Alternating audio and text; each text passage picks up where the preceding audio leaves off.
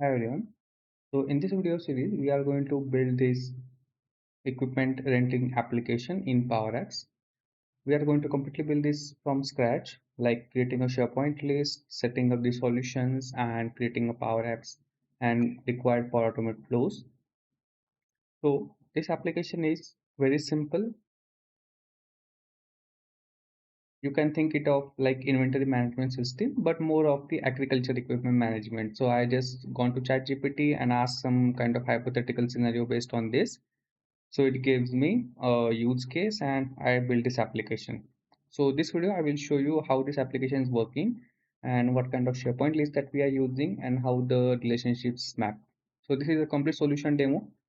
In upcoming videos, we'll be developing this from scratch. So here the application is having left navigation that has dashboard, customers, equipments, rental request and active rentals.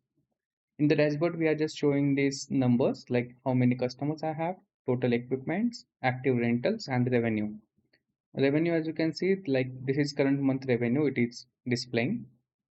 Then after that, we have a card where we are showing active rentals. So whatever the rentals active right now, so they will be visible here. Then the new request I am showing it here that has the from whom I got that request, the duration of it, and what kind of type of equipment they need. And this is the request that is submitted, the date and time basically. I also have a button. So when I click on view request, I will navigate to that particular rental request screen. Then I am using a kind of line chart to display the revenue by year. So I have a SharePoint list where I'm entering this revenue. I will show you the list schema as well. So basically right now it's 2026. All the months will be displayed in bottom and these are the numbers. So if I switch to 2024, the image will change. So based on the data, it is showing me the revenue.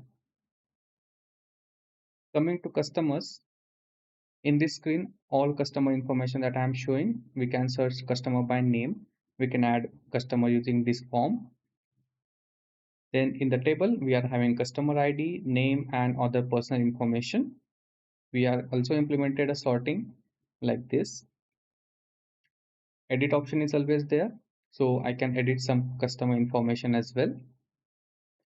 These colors represent whether the customer is active or not. Under equipments, I am showing the equipments in this card format. You can filter the equipment by condition, category.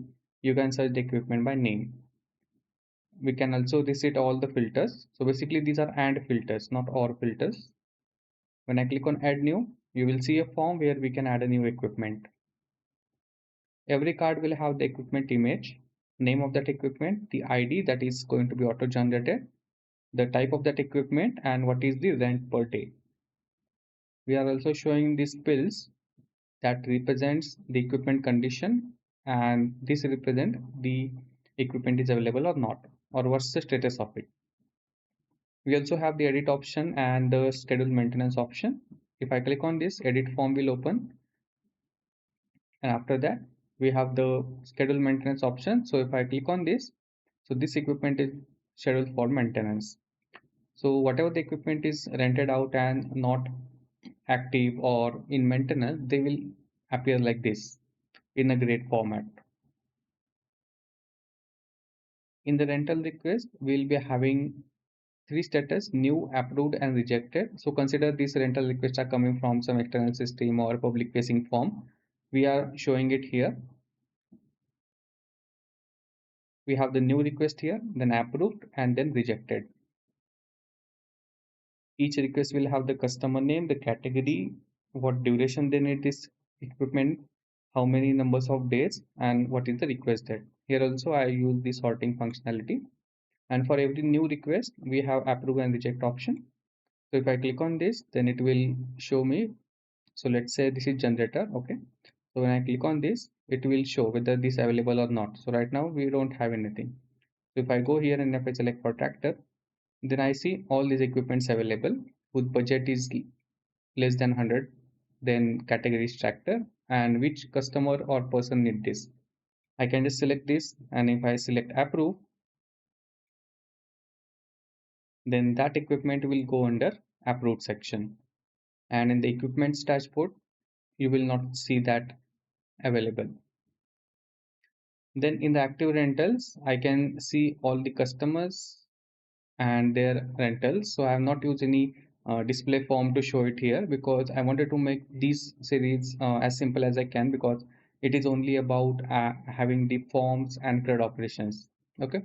So the main thing I would like to cover in this series is how you can make the dashboards, then how you can use the containers, horizontal containers, then connecting with SharePoint list, then if you are doing some patch operation, how you can patch into multiple lists like updates and anything, how you can use this kind of line chart. So these are nothing but these are not the out of the box Power Apps chart.